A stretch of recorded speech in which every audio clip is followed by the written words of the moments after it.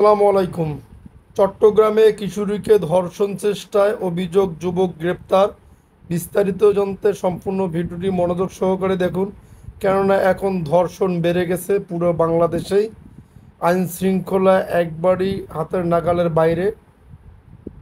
চট্টগ্রামে এক কিশোরীকে ধর্ষণ চেষ্টার অভিযোগে মোহাম্মদ রায়হান নামে এক যুবককে গ্রেপ্তার করেছে পুলিশ। রোববার দুপুর 1টার দিকে নগরীর আকবর শাহ থানার বিজয়নগর এলাকা থেকে তাকে গ্রেপ্তার করা হয়। এ ঘটনায় থানায় মামলা দায়ের করা হয়েছে।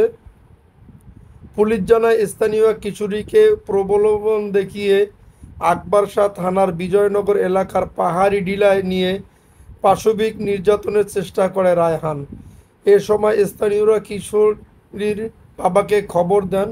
পরে ওই কিশোরীর বাবা সহ লোকজন মিলে রায়হানকে আটকে কিশোরীকে উদ্ধার করেন। এরপর লোকজন তাকে ধরে পিটুনি দেন।